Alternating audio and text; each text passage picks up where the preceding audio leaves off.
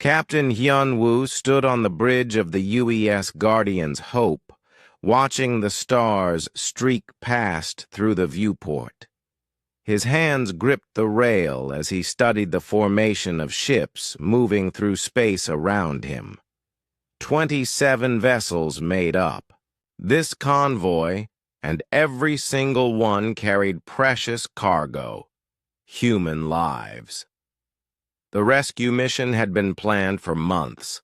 The colony world of New Busan was caught in the middle of a brutal war between two alien empires. The Vorthak and the Zalani had been fighting over mining rights for years, but now their conflict had spread to civilian areas. Millions of human colonists were trapped in the crossfire. "Captain, we're receiving another transmission from New Busan," said Lieutenant Taemin from his communication station. The young officer's face was tense with worry. "They're reporting more attacks on the southern settlements. Estimated casualties are in the thousands." Hyun-woo closed his eyes for a moment. Every hour they delayed meant more innocent people would die.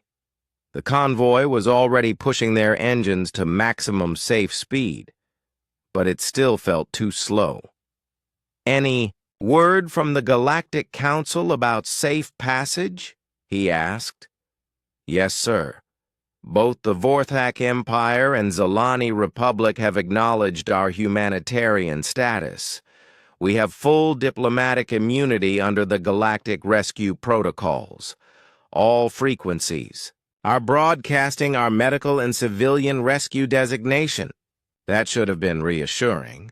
But Hyun-woo had been in space long enough to know that papers and protocols meant little when plasma cannons were firing. Still, it was better than nothing. Dr. So-jin entered the bridge, her medical uniform, stained with exhaustion. She had been working non-stop since they left Earth space 3 days ago, preparing medical supplies and coordinating with the other doctors in the convoy.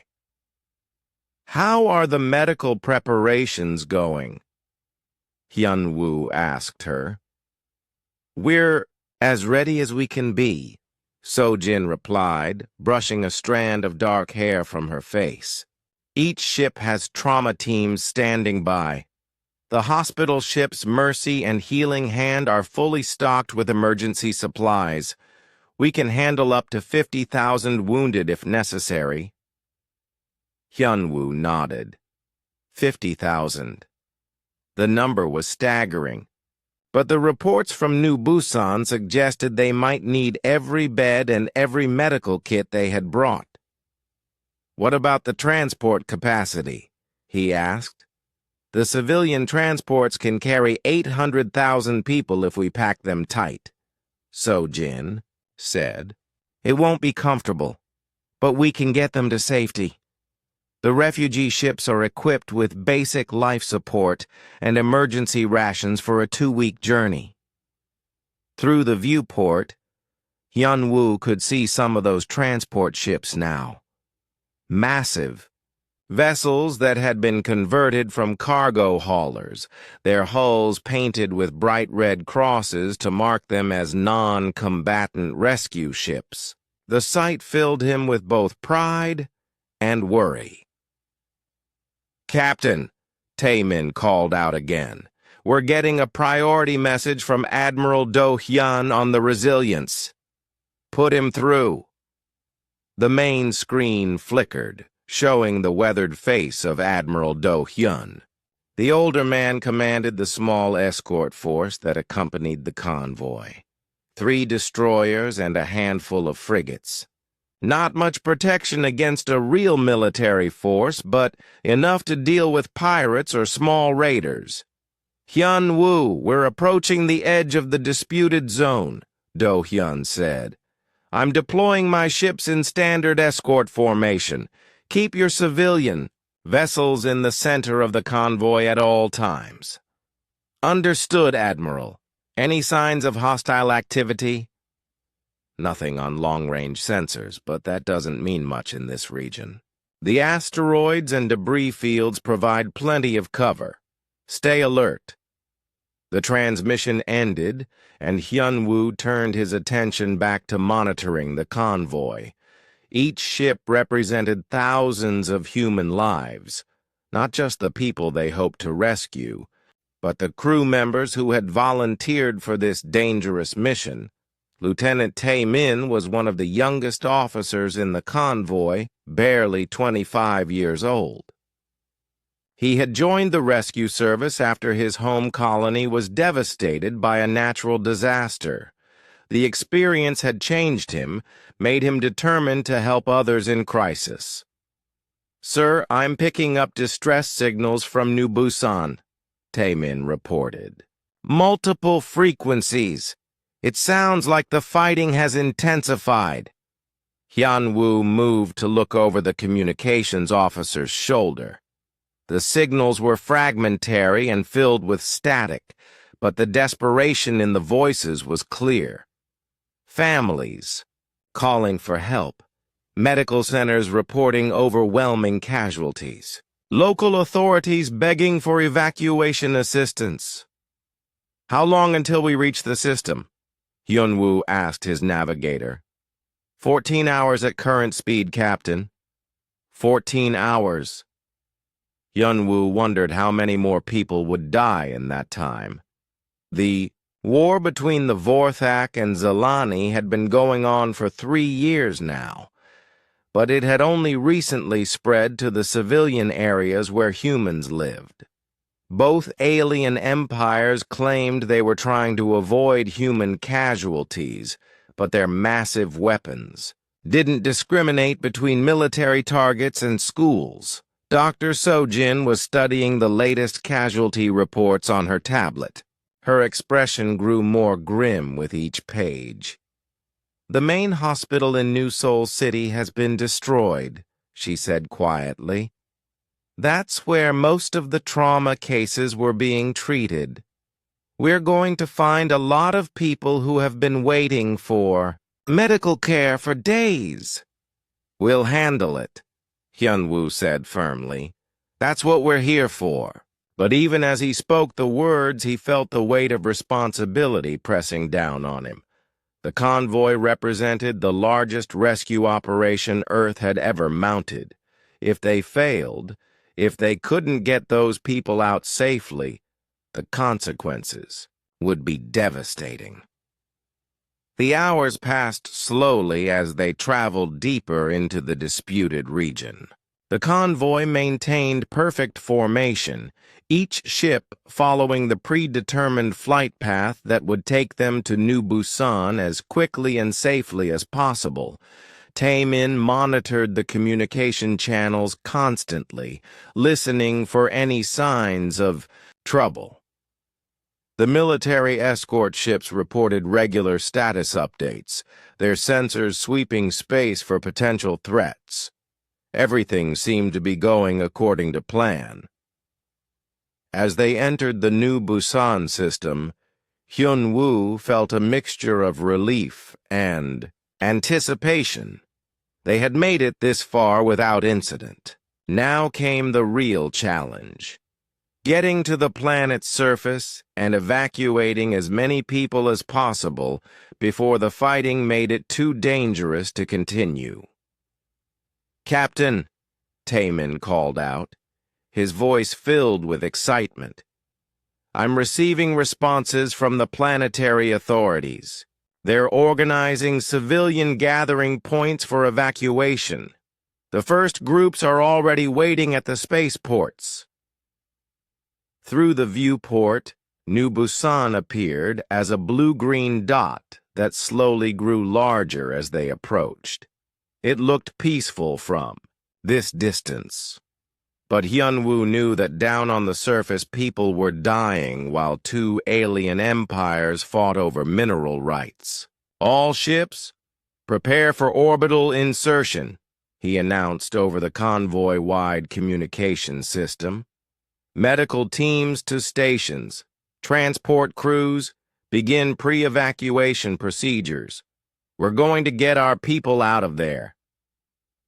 The rescue convoy moved toward New Busan, 27 ships carrying hope for hundreds of thousands of trapped civilians.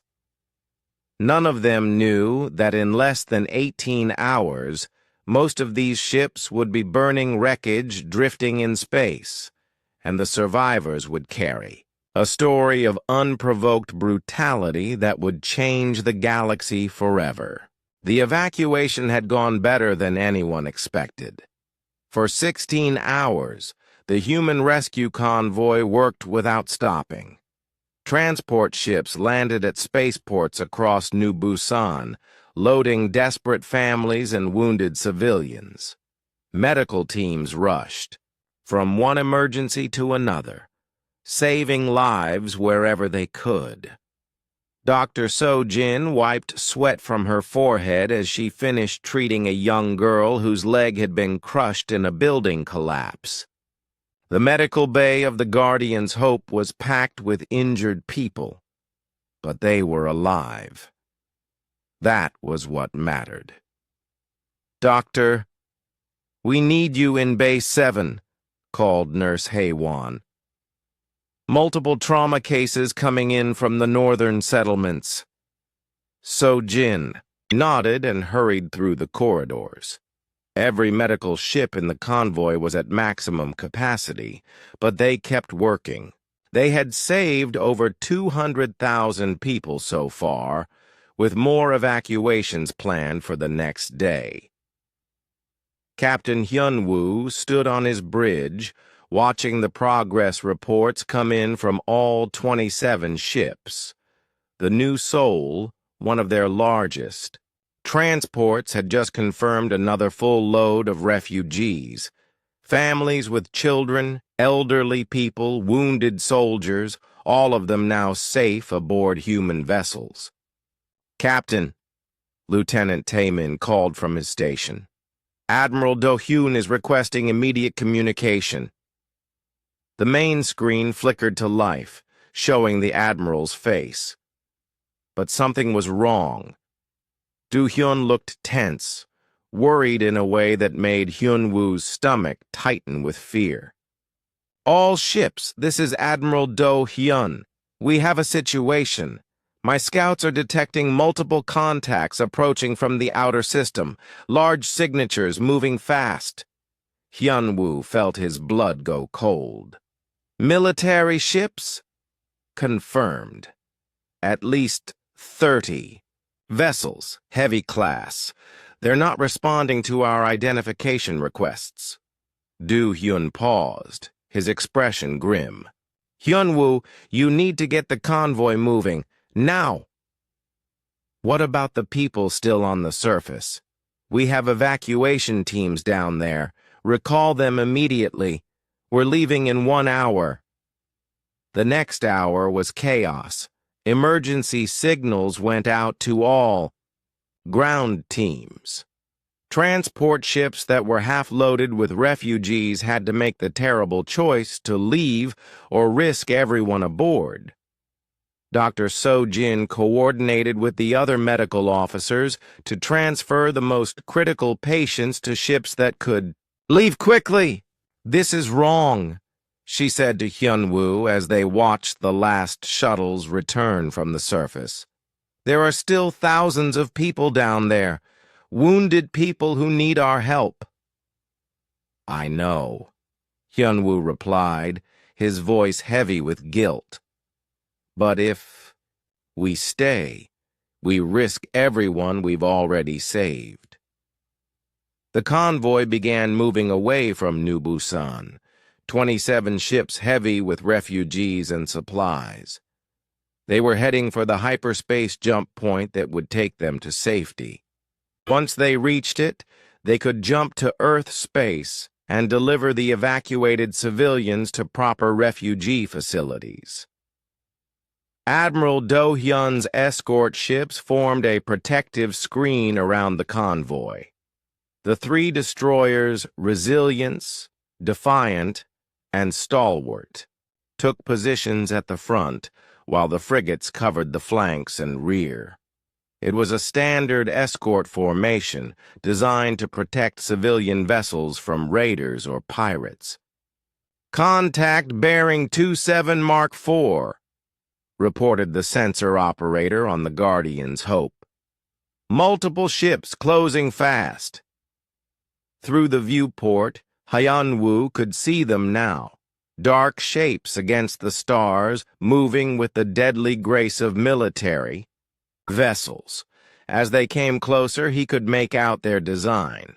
Tall, angular ships with weapons mounted on rotating turrets. Vorthak Empire warships.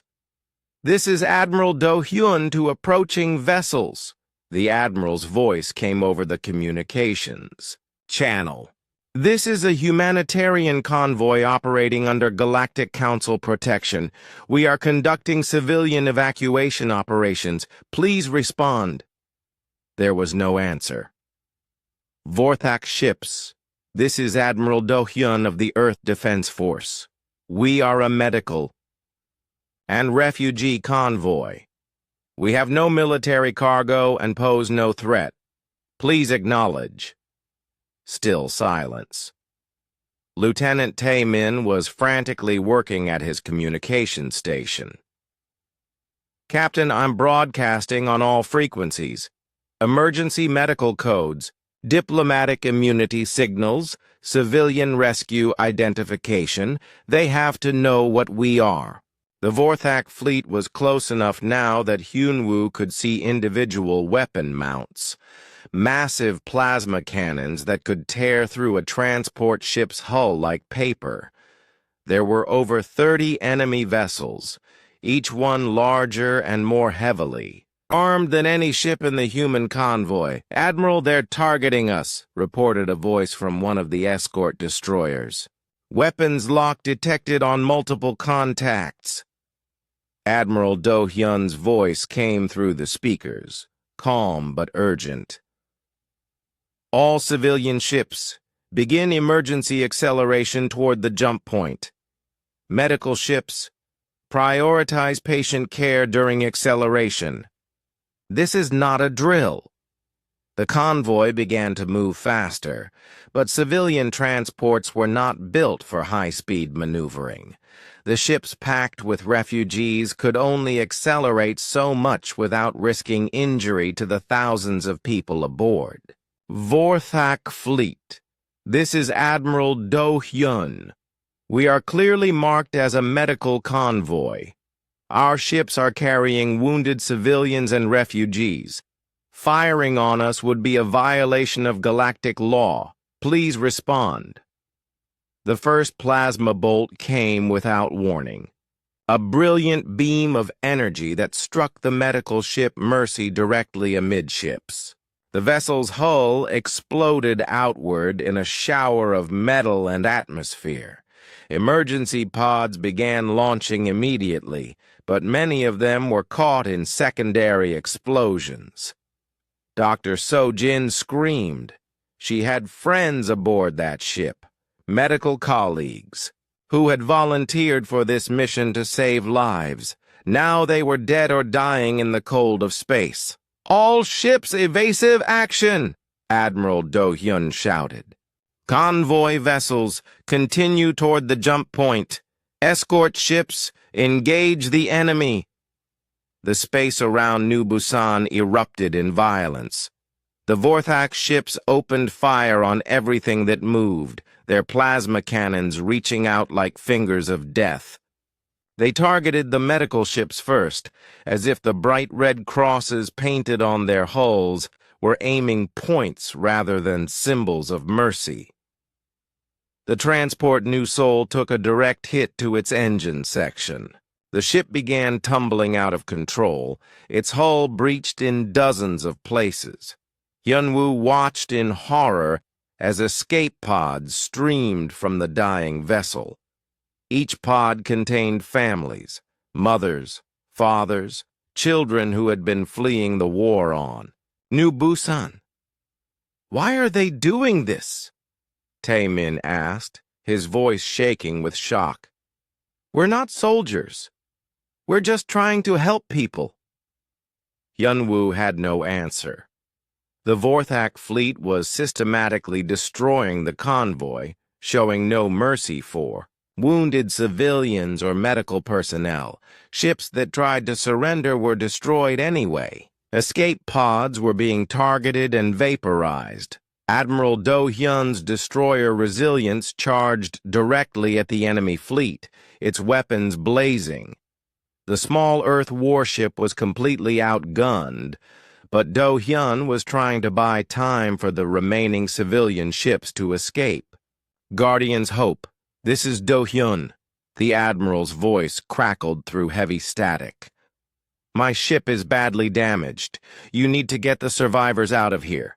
Admiral, we can't leave you behind. You have to. Those people are counting on you. Through the chaos of the battle, Hyunwoo could see that only 9 ships from the original convoy were still moving toward the jump point. 18 vessels had been destroyed, along with thousands of innocent people. The space around them was filled with debris and bodies. Captain Hyunwoo made a decision that would haunt him for the rest of his life. He ordered his remaining ships to change course, not toward the jump point, but toward the Vorthak fleet.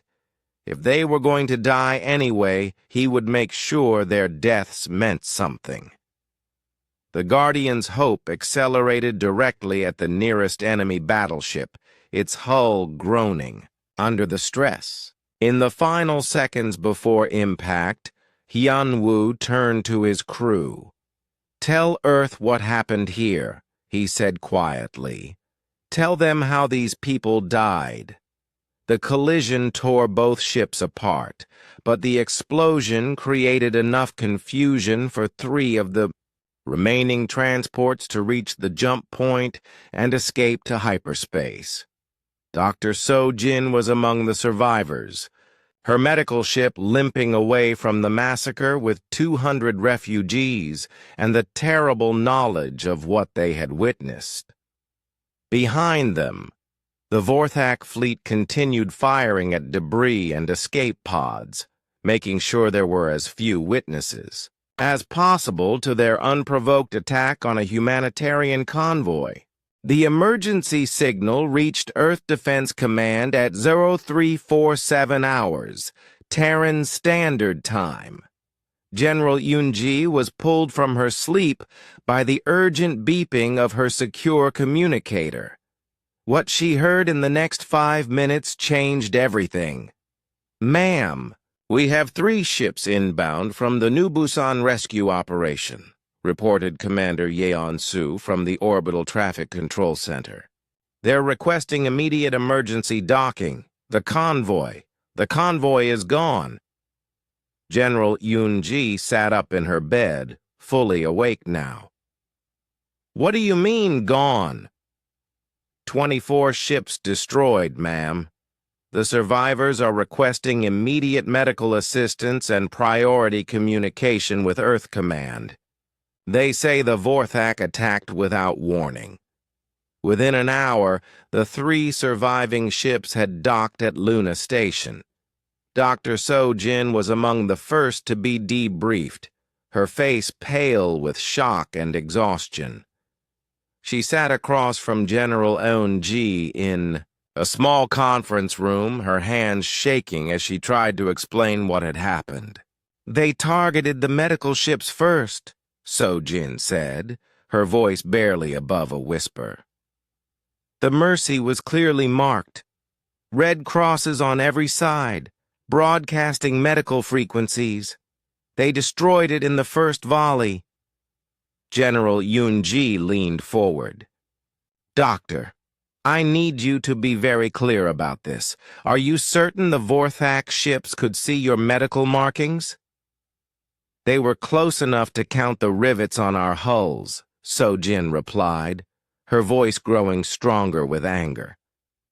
They knew exactly what they were shooting at. They wanted to kill civilians. The debriefing continued for hours. Each survivor told the same story. The Vorthak fleet had approached the clearly marked humanitarian convoy and opened fire without warning or communication. They had deliberately targeted medical ships and transports full of refugees. When ships tried to surrender, they were destroyed anyway. President Ji-hoon received the initial report at 800 hours. He was having breakfast with his family when his aide, Secretary Min-ah, entered the dining room with a grim expression. "Sir, we need to speak privately," she said. Ji-hoon excused himself and followed Min-ah to his secure office.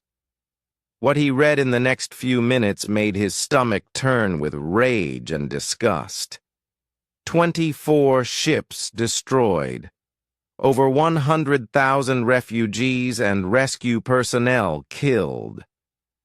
Medical ships deliberately targeted. No survivors taken prisoner. "Get me the Galactic Council immediately," he ordered, "and contact every major news network. The people need to know what happened." By noon, the story was spreading across human space like wildfire. Video footage from the surviving ships showed the Vorthak fleet opening fire on clearly marked medical vessels. The images of the transport New Seoul breaking apart, its hull filled with refugee families, played on every news channel in the galaxy. The reaction was immediate and intense. On colony worlds throughout human space, crowds gathered in public squares to watch the news reports. Many people wept openly as they saw the destruction of the rescue convoy. Others stood in stunned silence, unable to believe what they were witnessing. On Mars, a crowd of 50,000 people gathered outside the Vorthak embassy. They stood in complete silence, holding pictures of the people who had died in the convoy. The silence was more frightening than any riot could have been. President Ji-hoon addressed the United Earth Assembly that afternoon.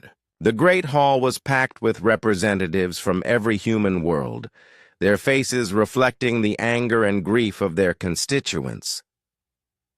"My fellow humans," Ji-hoon began, his voice heavy with emotion. "Yesterday, we sent 27 ships to rescue innocent people caught in a war that was not of their making. We sent doctors and nurses, rescue workers and volunteers. We sent them in ships clearly marked as medical and humanitarian vessels." He paused, looking out over the assembly. 24 of those ships will never come home.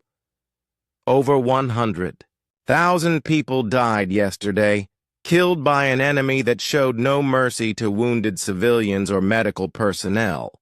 The hall was absolutely silent. Representatives who normally argued and debated sat frozen in their seats, listening to every word.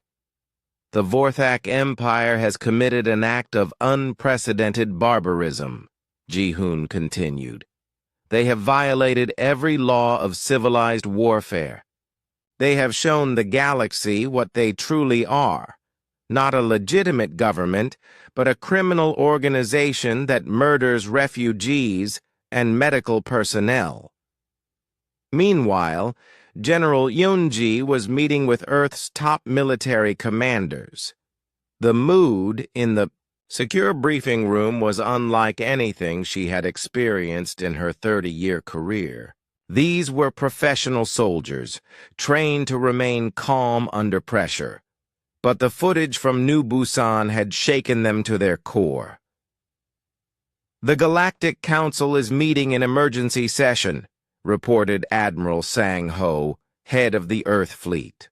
"Ambassador Kreltak is claiming the attack was justified because our ships were in a war zone." "Justified?" General Yoon-ji's voice was ice-cold. "They murdered medical personnel and refugees. There is no justification for that." Colonel Jae-woo, head of Earth Special Forces, spoke quietly. "Ma'am, what are our orders? The people are demanding action." General Yunji looked around the room at her commanders. These men and women had dedicated their lives to protecting Earth and its colonies. They had families, loved ones, normal lives outside of their military service. But she could see in their eyes that this attack had changed something fundamental. "For now, we wait," she said. "The President is giving the Galactic Council a chance to respond appropriately, but start preparing contingency plans. All of them." The Galactic Council meeting was a disaster from the human perspective. Ambassador Kreltak, representing the Vorthak Empire, stood before the assembled delegates and showed no remorse for the massacre. The human convoy was operating in a declared war zone, he said in his mechanical translator voice. They interfered with legitimate military operations. The resulting casualties, while regrettable, were a consequence of their poor judgment. The human ambassador, a veteran diplomat named Ambassador Gildong, struggled to maintain his composure. "Ambassador Kreltak, these were medical ships carrying wounded civilians. They were operating under full diplomatic immunity as granted by this very council." Kreltak's alien features showed what might have been the equivalent of a shrug. War zones are dangerous places. Perhaps humans should have considered this before sending their ships there.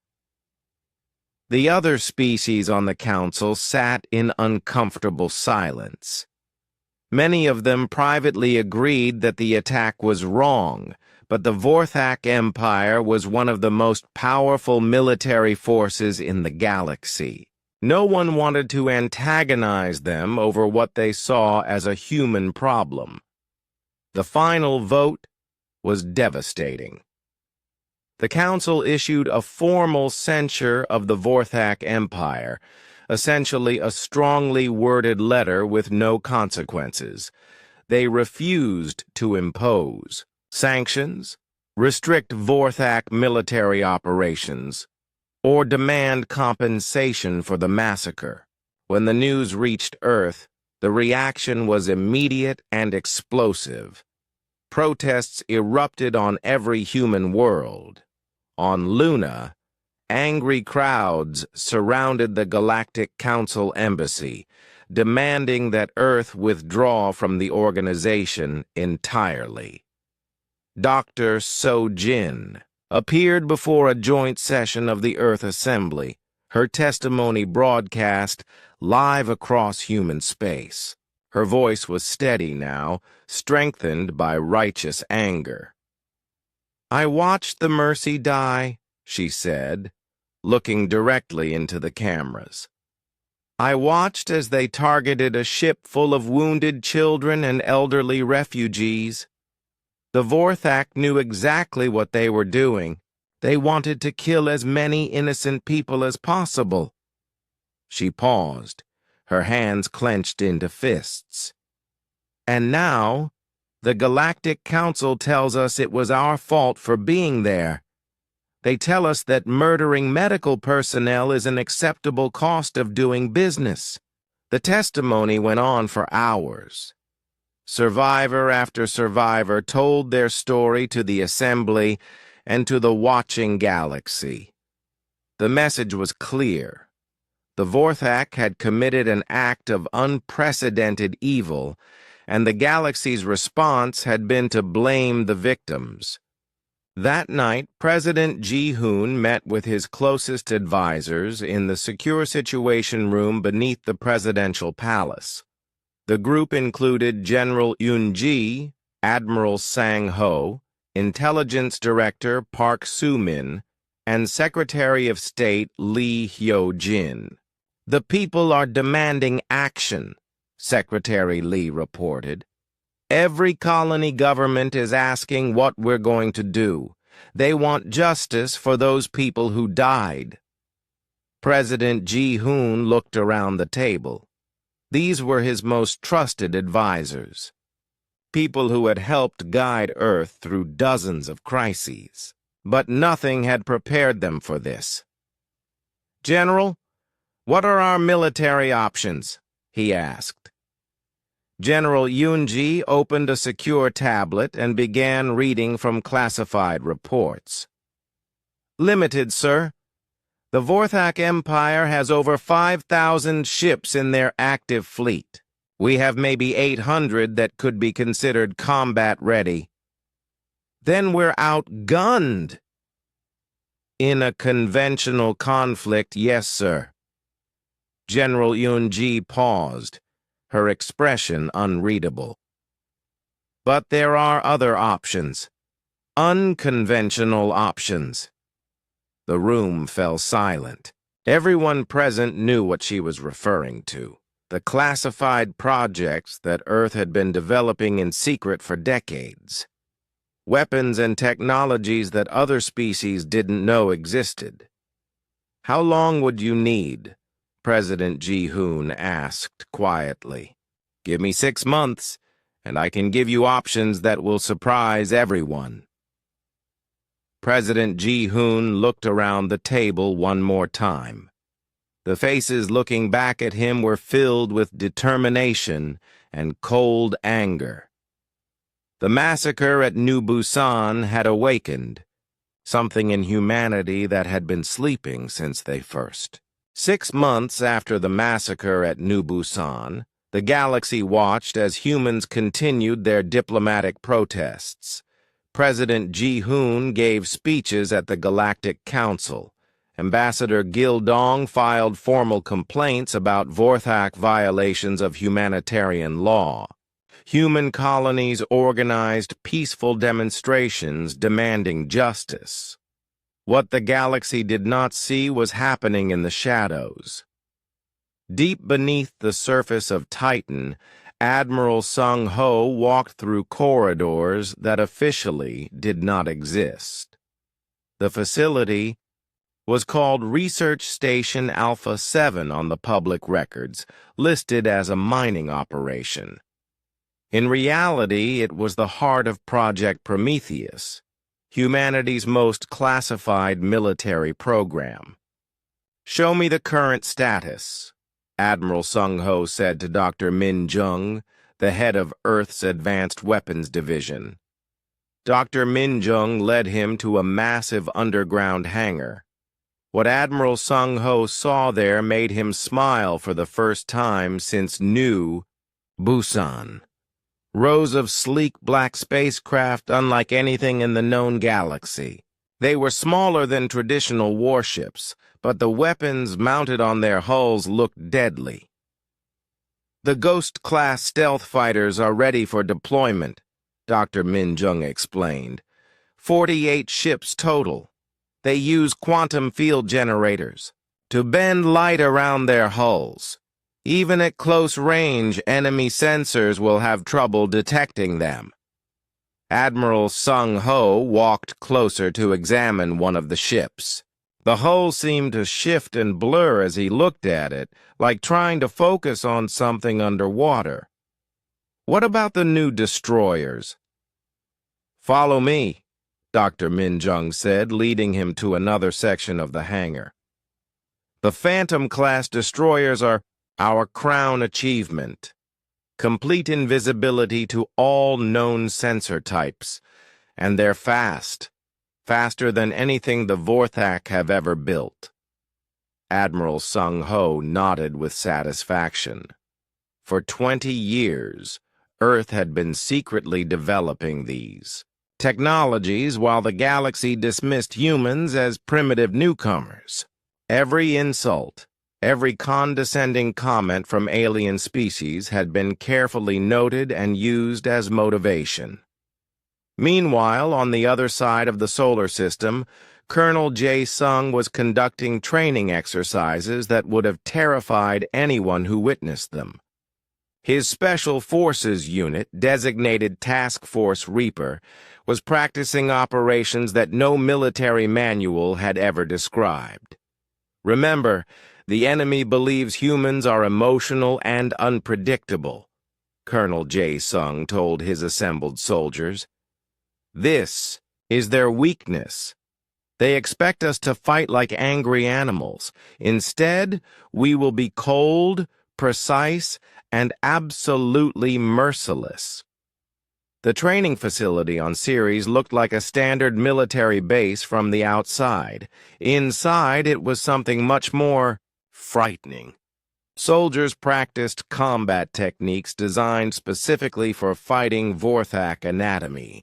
They studied psychological warfare methods that would break alien minds. They learned how to turn entire star systems into weapons. Commander Na-Ri stood in the communications center of the facility, coordinating with human colonies across the galaxy. What looked like routine administrative messages were actually coded instructions for military preparations. Colony 7 reports their industrial output has increased by 40%. She told Colonel Jae Sung. They're producing the components we requested. What about the mining operations on Kepler 442? On schedule. They'll have the rare metals we need within 3 months. Across human space, similar preparations were taking place. Civilian factories were quietly retooled to produce military equipment. Mining colonies began extracting materials that had no obvious civilian use. Transport ships were modified with hidden weapon systems and advanced engines. The most impressive preparation was happening at the Mars orbital shipyards. To outside observers, the facility appeared to be building standard cargo vessels and civilian transports. The reality was very different. Chief Engineer Kyung-ho supervised the construction of the most advanced warships humanity had ever built. The ships looked like ordinary freighters from the outside, but their hulls concealed revolutionary weapons and defensive systems. The quantum drive tests are successful, he reported to Admiral Sung-ho during a secure video conference. We can now move a fleet from Earth to anywhere in the galaxy in less than 6 hours. This was the breakthrough that changed everything. While other species required weeks or months to move fleets between star systems, humans had developed instantaneous travel technology. It meant they could strike anywhere without warning and be gone before the enemy could respond. Dr. Min Jung was particularly proud of her team's work on adaptive weapons systems. In her secure laboratory on Europa, she demonstrated technologies that seemed impossible. The nanoplasma cannons can adjust their output based on enemy ship design, she explained to a group of military observers. They analyze the target's hull composition and automatically modify the plasma frequency for maximum penetration. But the most terrifying development was in the field of information warfare. Intelligence Director Park Soo-min had assembled a team of experts who could infiltrate and manipulate any computer system in the galaxy.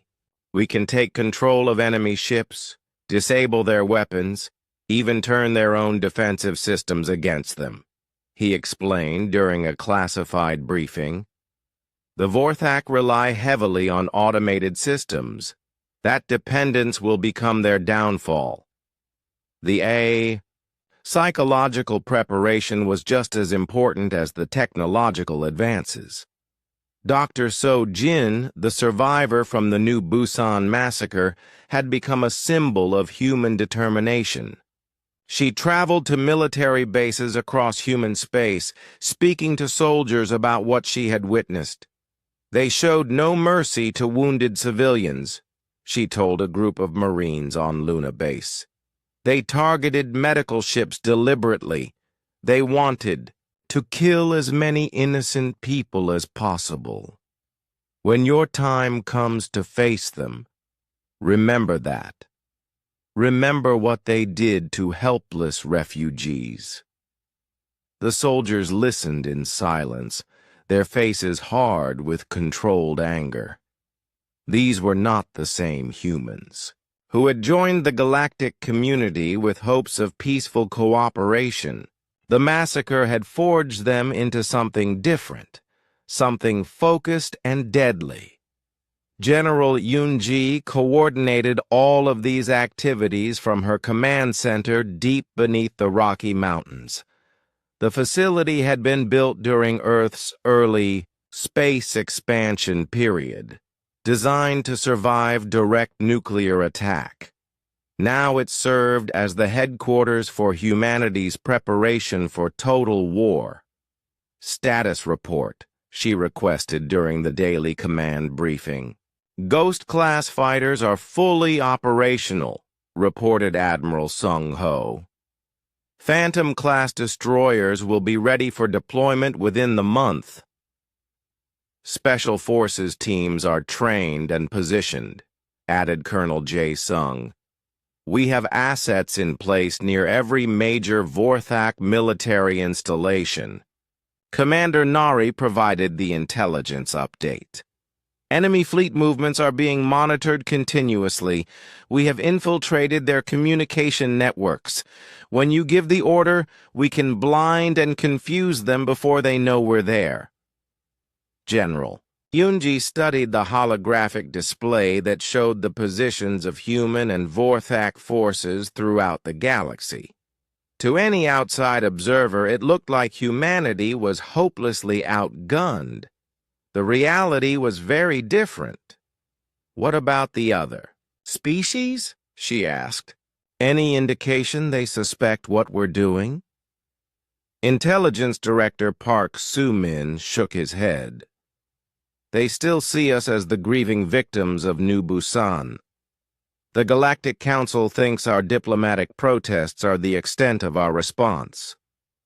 Even our allies have no idea what we've been preparing." This was exactly what General Yunji wanted to hear.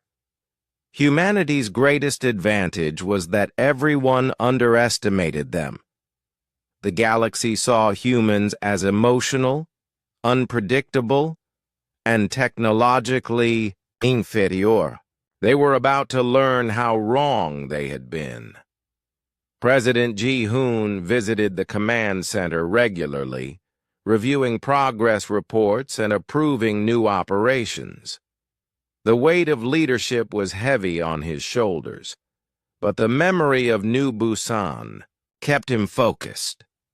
"How much longer do we need?" he asked General Yunji during one of his visits. "We're almost ready, sir. Another month to complete the final preparations, and we can give you options that will change everything." President Ji-hoon looked at the displays showing human military assets scattered across the galaxy. Hidden bases, secret weapon systems, sleeper agents embedded in enemy territory. For 6 months, humanity had been quietly preparing for war while maintaining the appearance of helpless victims. "The Vorthak think they got away with murder," he said quietly. "They think killing our people was just another day's work. They're about to learn that humanity never forgets, and we never forgive." The preparations continued in secret, humanity gathering its strength like a coiled spring. Soon, very soon, that spring would be released with devastating force. The war began at exactly 00 hours Galactic Standard Time, but nobody knew it was starting. Lieutenant Colonel Wu Jin sat in the cockpit of his Ghost-class stealth fighter, invisible to every sensor in the Vorthak Empire. Around him, 47 Other human pilots waited in the darkness of space near the Vorthak military base at Kepler 438. "All units, this is command," came the voice in his helmet. "You are cleared for Operation Silent Thunder. Remember, we want them to think their equipment is malfunctioning. No evidence of human involvement." Wu Jin checked his weapon systems one final time. The plasma torpedoes loaded in his ship were designed to create explosions that looked exactly like power core failures. When the Vorthak investigated the wreckage, they would find nothing to suggest enemy action. "Target acquired," he whispered into his communicator. Below him, a massive Vorthak supply depot orbited the planet like a small moon. It contained enough weapons and ammunition to supply their fleet for months. The first torpedoes struck the depot's main reactor section. The explosion lit up space for thousands of kilometers, but to Vorthak's sensors, it looked like an accidental overload. Secondary explosions followed as stored ammunition cooked off in the heat. Within minutes, the entire facility was gone. 40,000 Vorthak military personnel died without ever knowing they were under attack. The only evidence left behind was twisted metal that matched the signature of an internal explosion. Similar attacks were happening across Vorthak space at the same moment. Ghost-class fighters struck supply bases, communication relays, and isolated warships. Each attack looked like an accident or equipment failure. The Vorthak Empire lost 23 major military installations in the first hour, and their commanders had no idea they were at war. Commander Hye Jin was leading a different kind of operation. Her ship, the UES Shadow, was the first of the new Phantom-class destroyers to see combat. Unlike the stealth fighters, her mission was not to hide the human involvement. "Take us to the Vorthak patrol fleet at Sector 7, she ordered her navigator. Time to send a message. The quantum drive activated, and space folded around the Shadow. In less than 30 seconds, they had traveled 400 light-years. The Vorthak patrol fleet never saw them coming. The Shadow appeared directly in the middle of the enemy formation like a ghost materializing from thin air. Before the Vorthak could react, human weapons were already firing. The nanoplasma cannons analyzed each enemy ship in microseconds, adjusting their frequency to punch through Vorthak shields and armor like they were made of paper. The adaptive missile system targeted critical systems with surgical precision. In less than 5 minutes, 12 Vorthak warships were dead in space. "This is Commander Hye Jin of the Earth Defense Force," she broadcast on all frequencies. "Your Empire murdered innocent civilians at New Busan. This is the beginning of your punishment." The quantum drive activated again, and the Shadow vanished as quickly as it had appeared.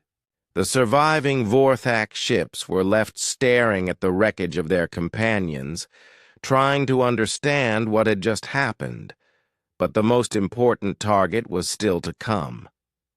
The Vorthak fleet that had destroyed the rescue convoy at New Busan was stationed at a heavily defended base in the Rigel system.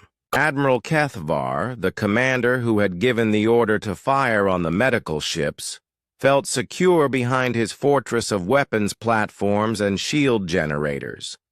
Captain Hye Jin commanded a squadron of 6 Phantom-class destroyers for this mission.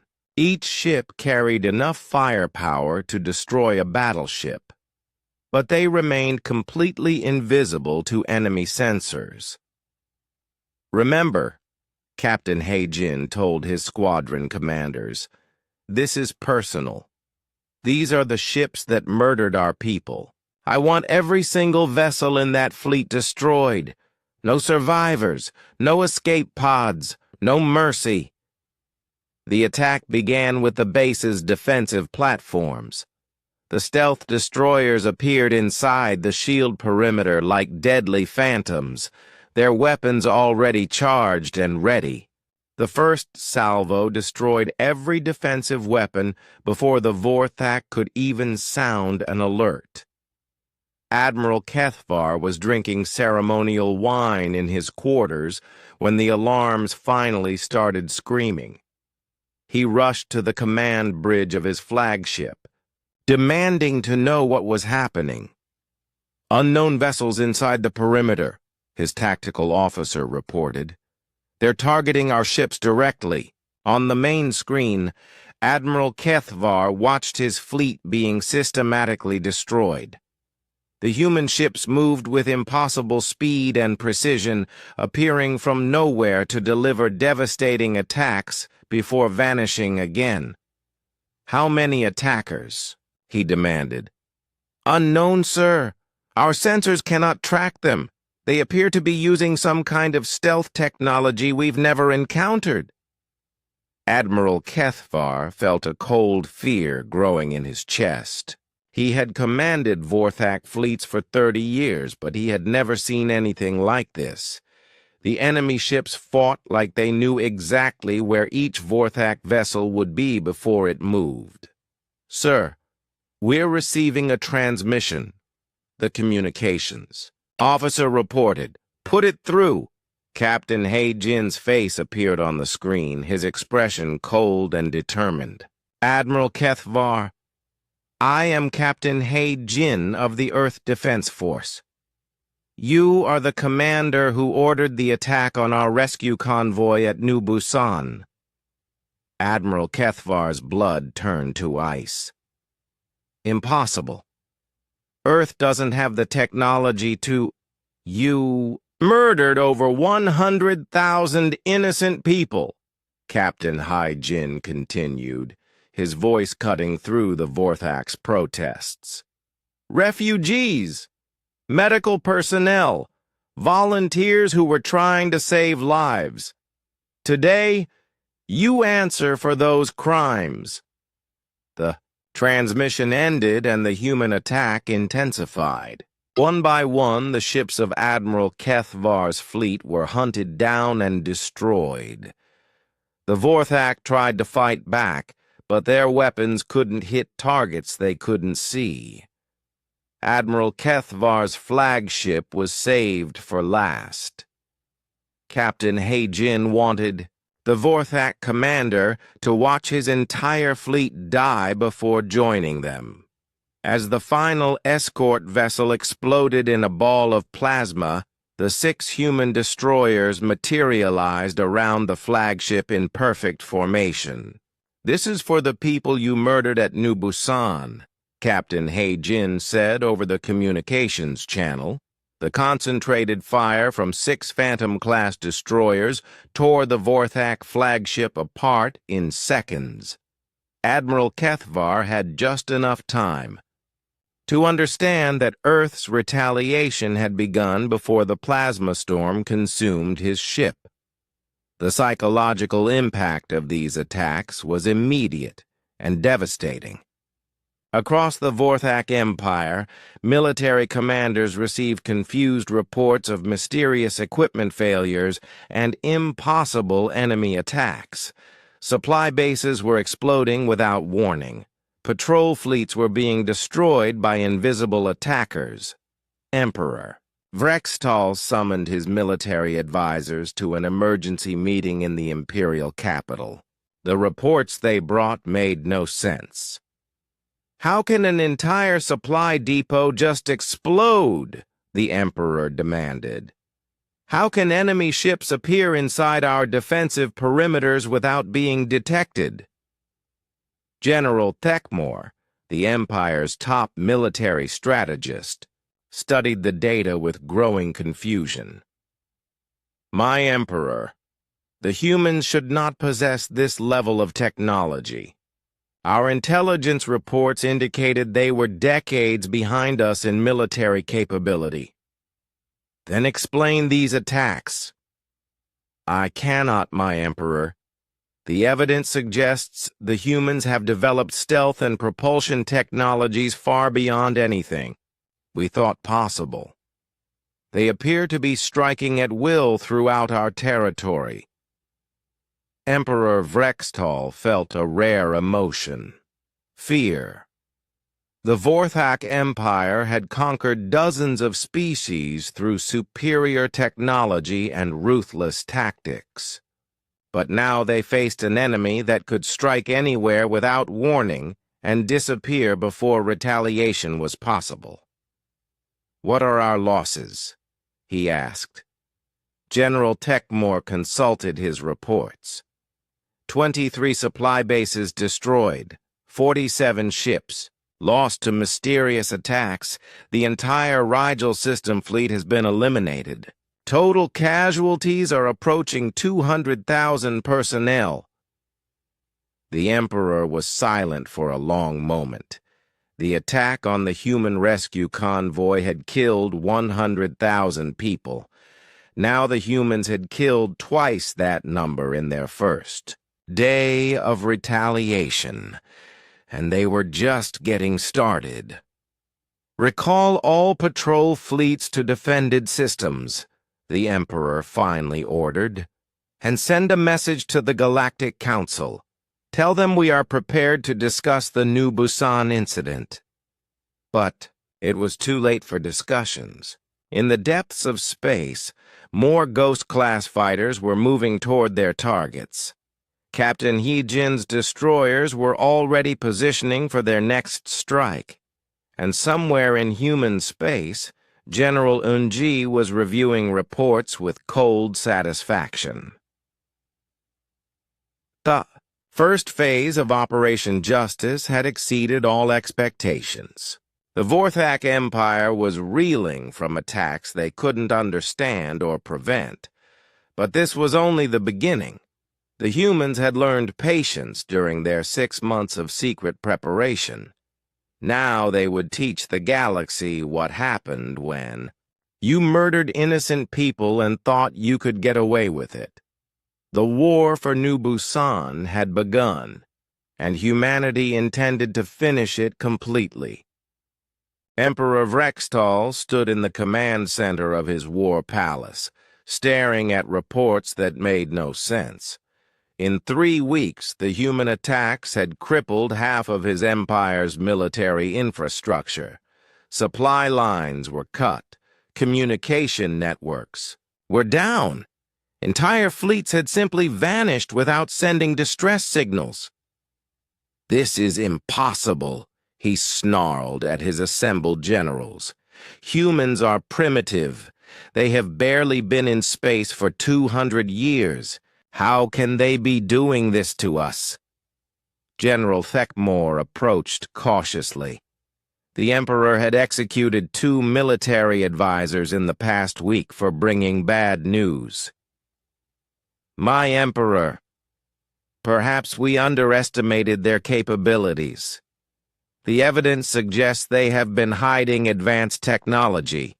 Then we will crush them with overwhelming force," Emperor Vrextal declared. "Summon every ship in the Empire, every battle fleet, every garrison force, every patrol vessel. I will lead them personally to Earth and end this war in one decisive battle." The order went out across Vorthak space. From the Outer Rim territories to the Imperial Core worlds, military ships began converging on the capital. It was the largest fleet mobilization in Vorthak history. Over 4,000 warships gathered in one massive armada. Emperor Vrextal's flagship, the Dominion, was a kilometer-long battle fortress equipped with enough weapons to destroy planets. Surrounding it were hundreds of heavy cruisers, destroyers, and support vessels. The fleet stretched across space like a metallic constellation of death.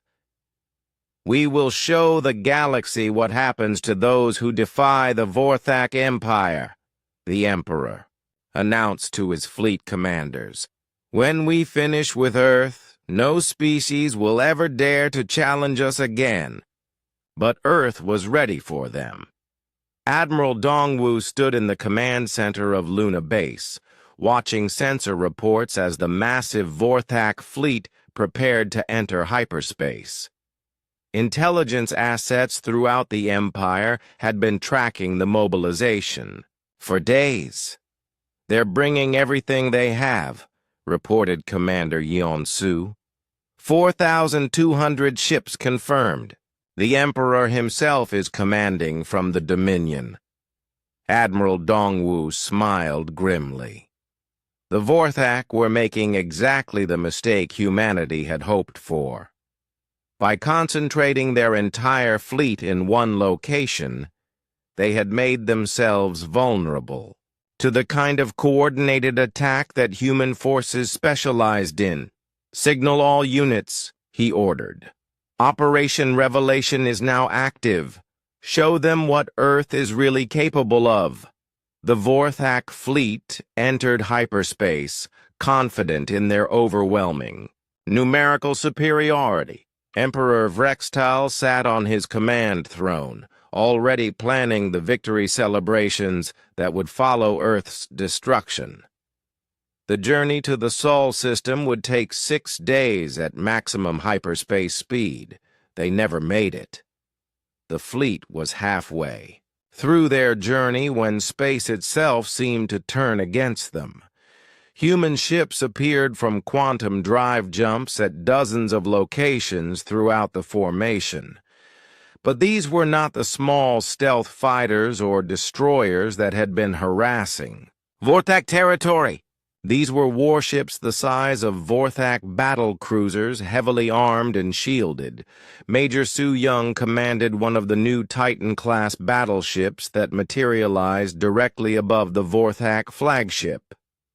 The Titan's wrath was 3 times the size of any warship humanity had previously built, its hull bristling with weapons that defied known physics.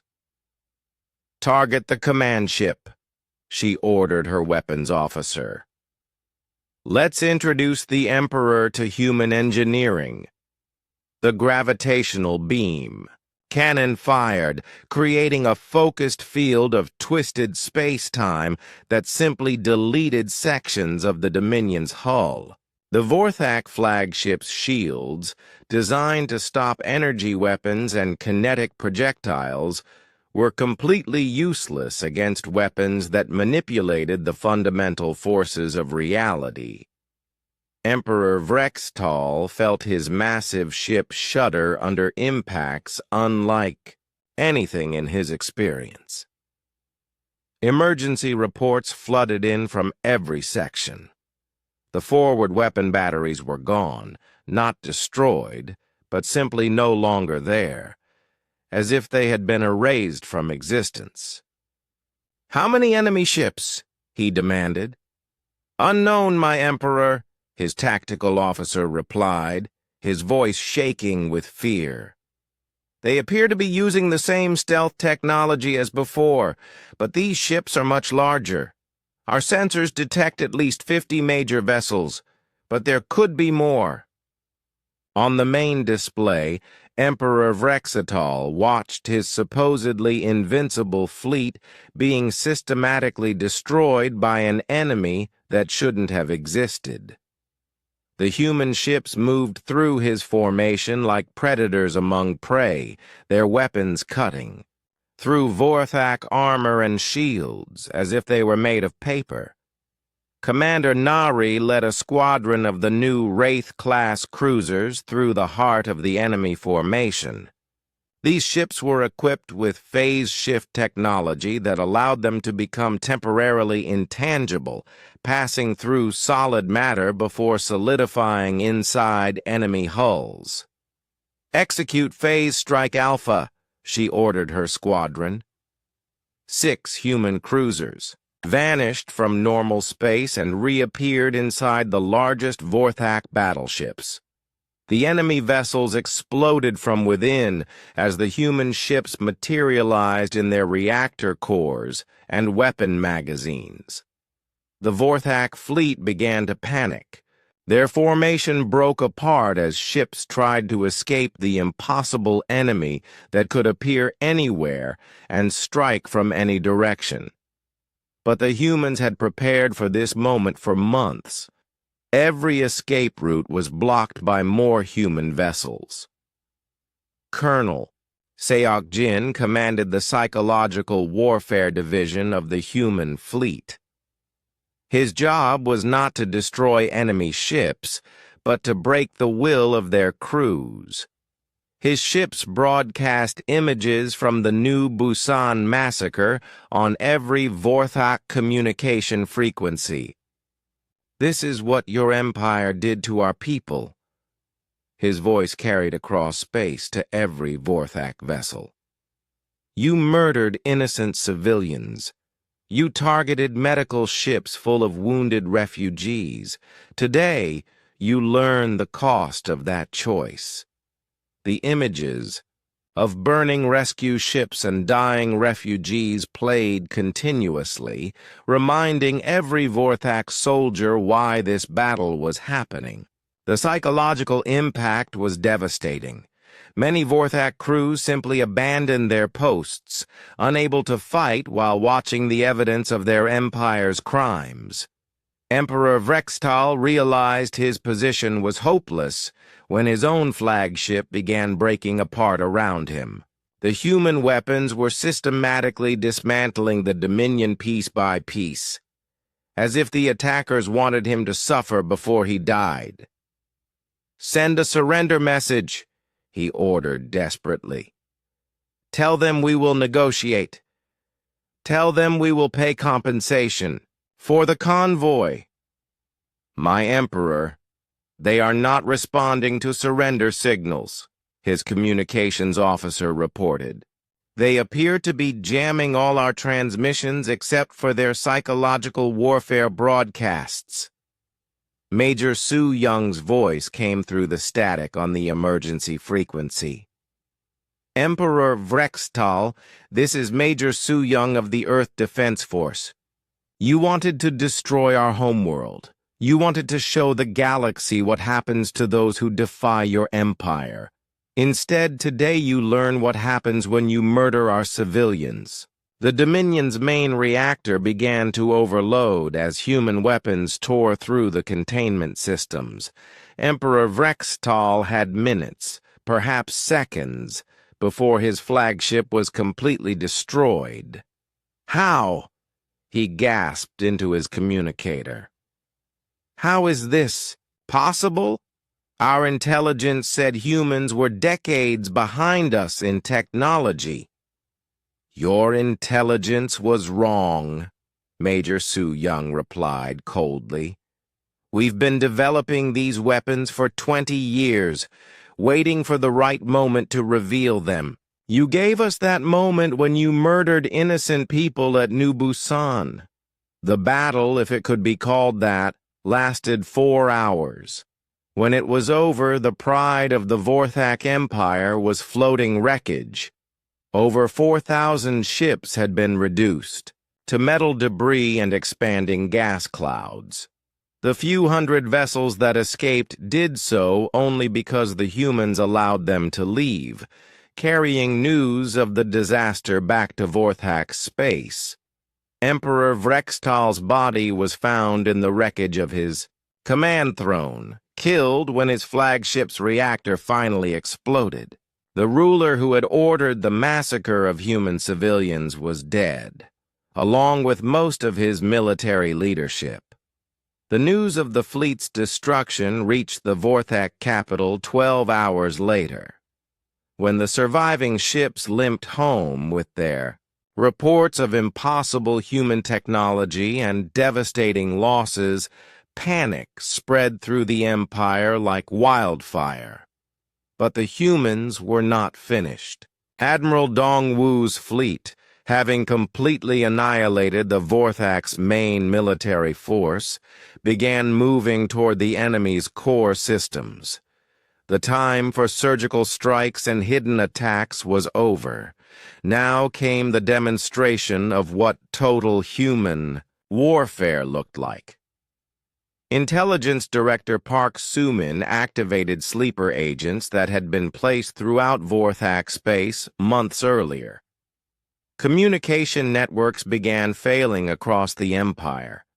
Computer systems turned against their operators. Automated defenses started firing on their own ships. The galaxy watched in stunned silence as humanity revealed capabilities that made every other species' military forces look primitive by comparison. The Galactic Council, which had dismissed the New Busan massacre as a minor incident, suddenly realized they were witnessing the emergence of a new dominant power, and the humans were just getting started. The Vorthak Empire was dying, and the galaxy was watching it happen in real time. General Chang Min stood in the command center of the UES Retribution, coordinating the largest military operation in human history. Holographic displays showed the systematic dismantling of Vorthak civilization across dozens of star systems. What had begun as retaliation for the New Busan massacre had evolved into something far more comprehensive. "Status report on all fronts," he ordered his staff officers.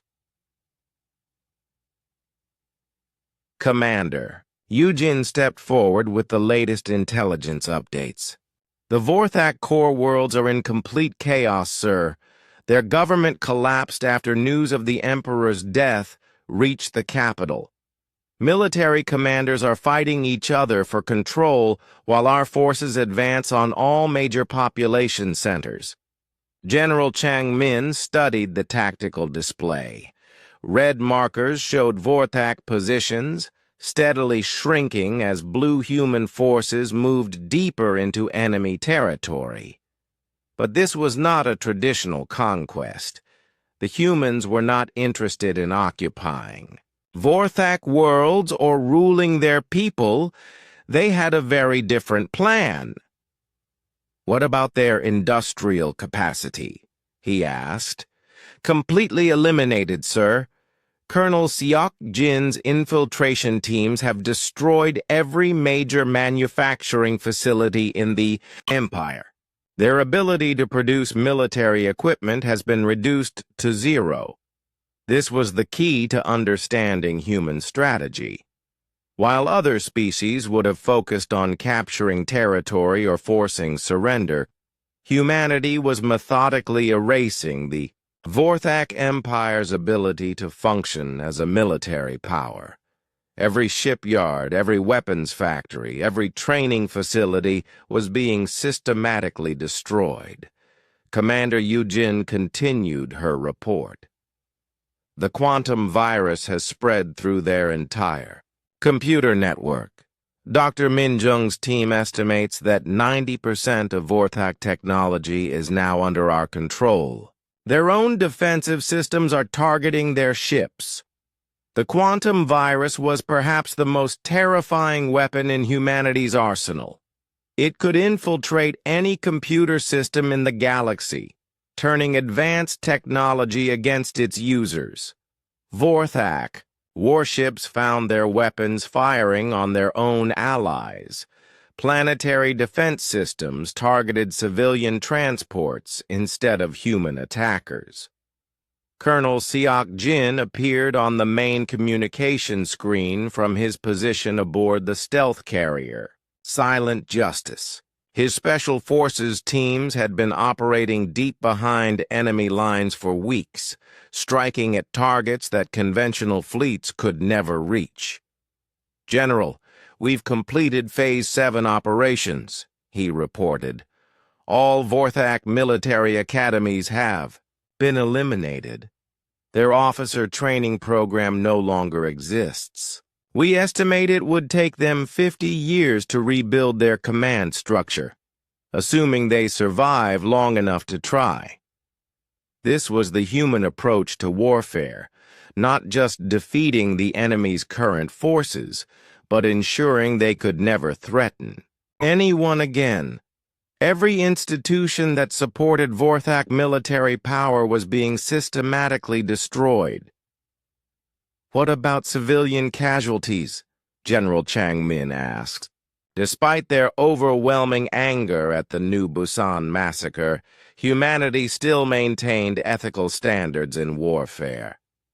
Minimal, sir. We're using precision strikes and evacuation warnings. Civilian areas are being avoided unless they contain military targets. Our psychological warfare teams are broadcasting surrender terms on all frequencies. The surrender terms were simple and non-negotiable. Complete disarmament of all military forces, dismantling of all weapons manufacturing capability, relocation of the remaining population to reservation worlds under human supervision. It was not conquest. It was the complete erasure of the Vorthak Empire as a military power. Meanwhile, the Galactic Council was meeting in emergency session.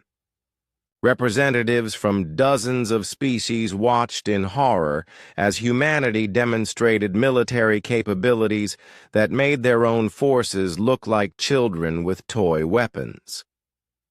Ambassador Gil Dong stood before the assembled delegates, his expression cold and determined. The mild-mannered diplomat who had pleaded for justice after New Busan was gone, replaced by someone who spoke with the full authority of human military might. The Galactic Council had the opportunity to provide justice for the massacre of our civilians, he said, his voice carrying across the Great Hall. You chose to issue a meaningless censure instead. You told us that the murder of refugees and medical personnel was an acceptable cost of doing business. The alien delegates sat in uncomfortable silence. Many of them were receiving reports from their own intelligence services about the destruction of the Vorthak Empire.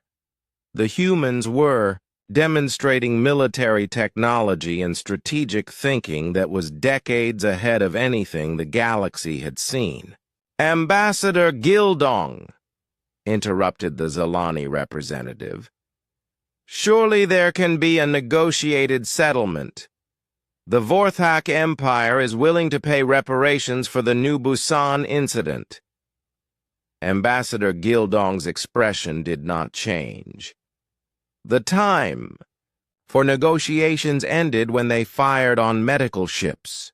The Vorthak Empire chose to solve their problems with overwhelming violence. Today, they learn what overwhelming violence actually looks like. On the main display screen, footage from the human military operations played continuously. Vorthak warships being torn apart by weapons that defied known physics. Military bases simply vanishing as human stealth forces struck without warning. Entire fleets being destroyed by enemy forces they could not even detect. The Altarian ambassador, representing one of the galaxy's oldest civilizations, leaned forward in his seat. Ambassador, your species is demonstrating capabilities that could threaten every civilization in the galaxy. How can we trust that Earth will not turn these weapons on us? Simple, Ambassador Gildong replied. Don't murder our civilians. The Vorthak Empire made the choice to target medical ships and refugee transports. Every species that has maintained ethical standards in warfare has nothing to fear from humanity. But privately, many of the alien delegates were already calculating how to appease this new dominant power. The humans had revealed technological superiority that made resistance pointless. The galaxy's political balance was shifting permanently. Back in the war zone, General Chang Min was overseeing the final phases of the campaign. The Vorthak Empire controlled over 200 star systems at the beginning of the conflict. Now, they held less than 50, and those were steadily falling to human forces. The most impressive demonstration of human strategic thinking was happening at the former Vorthak capital world. Instead of a direct assault on the heavily defended planet, Colonel Eugène's task force had surrounded the system and simply waited. "Sir, the capital world is requesting permission to surrender," reported her communications officer. "Denied," Colonel Eugène replied calmly. "They wanted to show the galaxy what happens to those who defy them. Instead, we're showing the galaxy what happens when you murder innocent people." The psychological impact was devastating. The most powerful military empire in the galaxy was being systematically destroyed by a species they had dismissed as primitive. Vorthak military commanders, who had once boasted about their technological superiority, were now hiding in bunkers, afraid to use their own equipment because it might turn against them. Dr. Min Jung's quantum virus had evolved beyond its original programming. It was now learning from every Vorthak system it infected, becoming more sophisticated with each network it penetrated. Vorthak attempts to isolate their computers were failing as the virus found new ways to spread. "The virus has achieved total network penetration," she reported to General Chang Min. "Every Vorthak computer system in the Empire is now under our control. Their own infrastructure is working against them." The final battle, if it could be called that, took place at the Vorthak fortress world of Keth Molar. This was where their military had retreated for their last stand, behind defensive systems that had never been breached in 500 years of warfare. Commander Nari led the assault with a single battleship, the UES Final Justice. The massive human vessel appeared in the system without warning, its quantum drive allowing it to bypass all outer defenses. "This is Commander Nari to all Vorthak forces," she broadcast on all frequencies. "Your empire is finished. Your emperor is dead. Your fleets are destroyed. Your technology has turned against you. Surrender now, or share the fate of those who murdered our people at New Busan." The fortress world's defensive systems activated automatically, launching thousands of missiles and energy beams at the human battleship. But the quantum virus had already infected their targeting computers. Every shot missed by precisely calculated margins, while the Final Justice remained completely undamaged. "Open fire," Commander Nari ordered. The gravitational beam cannons fired once. The massive fortress, built to withstand any conventional attack, simply collapsed into itself as space-time was twisted around it. The last stronghold of the Vorthak Empire became a brief artificial black hole before evaporating into nothing. The war was over. In less than 2 months, humanity had completely destroyed one of the galaxy's most powerful empires. But this was not conquest in any traditional sense. The humans had no interest in ruling Vorthak territory or enslaving their population. Instead, they were implementing something far more permanent. The surviving Vorthak were being relocated to a handful of agricultural worlds, stripped of all Advanced technology. Their military leaders were dead, their weapons were destroyed. 5 years after the Vorthak Empire ceased to exist, the galaxy had learned to live with a new reality. Humanity was no longer the newcomer species asking politely for a place at the table. They were the power that every other civilization looked to for protection, feared to anger, and respected absolutely. Admiral Inho stood before the Galactic Council, but he was not there as a supplicant or even as an equal member. The Assembly Hall had been redesigned since the end of the war, with Earth's representative taking the central position that had once belonged to the Vorthak Empire. The quarterly security report, Admiral Inho announced to the assembled delegates, his voice carrying the quiet authority of someone who commanded the most powerful military force in the galaxy. 3 attempted piracy operations in the Outer Rim. All perpetrators have been dealt with permanently. The alien representatives listened in respectful silence. They had learned that when humans said dealt with permanently, they meant exactly that. Piracy had virtually disappeared from galactic trade routes after a few examples of what happened to those who attacked civilian ships. "What about the Zelani Republic's request for assistance?" asked the Altarian ambassador carefully. "Their mining colonies are reporting raids by unknown forces." Admiral Inho consulted his tablet. "Task Force 7 will investigate. If the raiders are found to be targeting civilian facilities, they will be eliminated.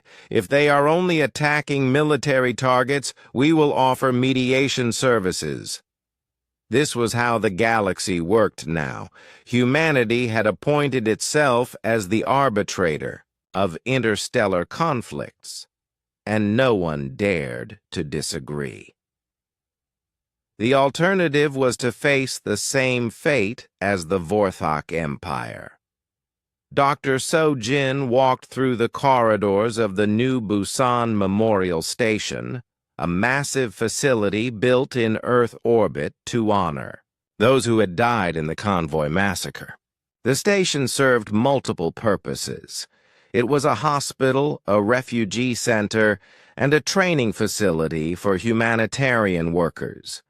But most importantly, it was a reminder. The main memorial hall contained holographic displays showing the faces and names of every person who had died when the Vorthak attacked the rescue convoy. Visitors from across the galaxy came to see the memorial, and they all left with the same understanding. This was what happened when you targeted innocent people. "Doctor, we have incoming refugees from the Kepler 442 system," reported Nurse. "Hay-1, civil war between 2 mining corporations. Approximately 50,000 civilians need evacuation." Dr. So-Jin nodded and began coordinating the response.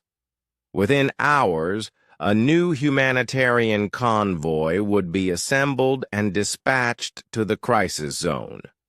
But this convoy would be very different from the one that had traveled to New Busan 5 years. Agoda Commander Da Yun, Captain Hyun Woo's daughter, led the new generation of human rescue operations. Her convoy consisted of the same types of medical ships and refugee transports as before, but they were escorted by a battle group that could destroy small fleets. "Remember, we're here to save lives," she told her crews as they prepared to depart. "But if anyone tries to interfere with that mission, they will be eliminated without hesitation." The galaxy had learned not to interfere with human humanitarian operations. The bright red crosses on medical ships were now treated with religious reverence by every military force in known space. No one wanted to discover what humanity would do to those who repeated the Vorthak mistake. The Vorthak themselves had become a cautionary tale told throughout the galaxy. The few million survivors lived on agricultural worlds under strict human supervision. They were not enslaved or mistreated, but they had been permanently reduced to a pre-industrial civilization. Elder Kethtal, one of the former Vorthak military commanders who had survived the war, worked in the fields of New Harvest, a farming colony in what had once been the heart of their empire. He had once commanded fleets of warships across dozens of star systems. Now he grew vegetables to feed his community.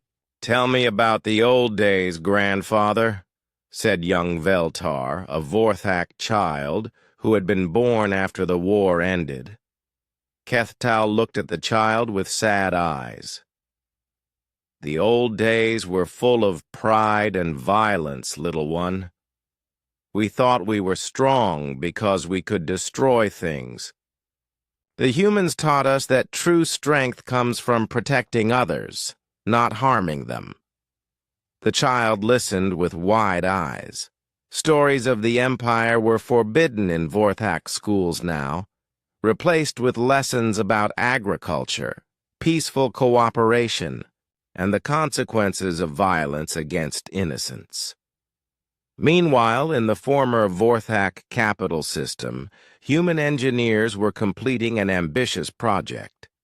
The dead world where the Imperial Palace had once stood was being transformed into something unprecedented, a galactic peacekeeping academy. Lieutenant Colonel Wu Jin, now promoted to full colonel, supervised the construction of training facilities, where officers from all species would learn human methods of conflict resolution.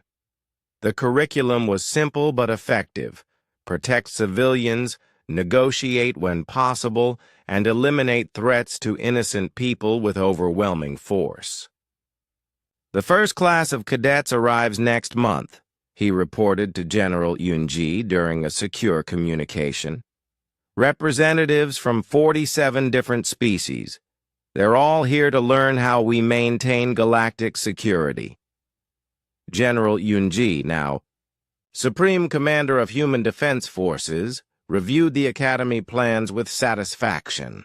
The galaxy's military officers would be trained according to human standards, ensuring that the lessons of New Busan were never forgotten.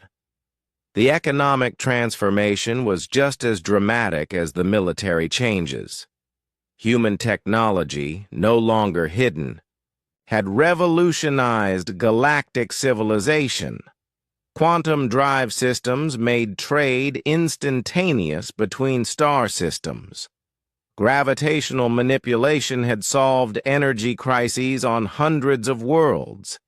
Medical advances had eliminated diseases that had plagued alien species for millennia. But the humans were careful about how they shared their knowledge. Species that maintained ethical standards in warfare received full access to human technology. Those with questionable records received limited access and careful monitoring. President Ji-hoon, now in his second term of office, met with a delegation from the Retaliation Confederacy in his office overlooking the Pacific Ocean.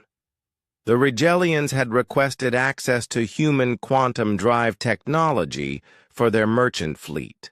"Your species has maintained excellent standards in civilian protection," President Ji-hoon told the delegation leader. "Your application for full technology partnership has been approved. Construction of quantum drives for your ships will begin immediately." The Rigelian ambassador bowed deeply. "Thank you, Mr. President.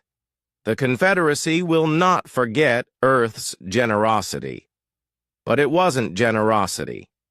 It was strategy. By controlling access to the most advanced technology in the galaxy, humanity ensured that their values became universal values. Species that wanted to remain competitive had to adopt human standards of warfare and civilian protection. The memorial service for the New Busan Convoy was held every year on the anniversary of the massacre. This year, representatives from every major civilization attended the ceremony. They came not just to honor the dead, but to renew their commitment to the principles that humanity had established.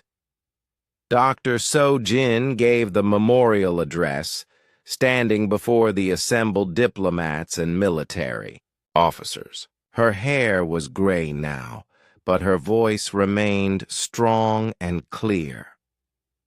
5 years ago, 100,000 innocent people died because an empire believed that might made right, she said, looking out at the diverse audience.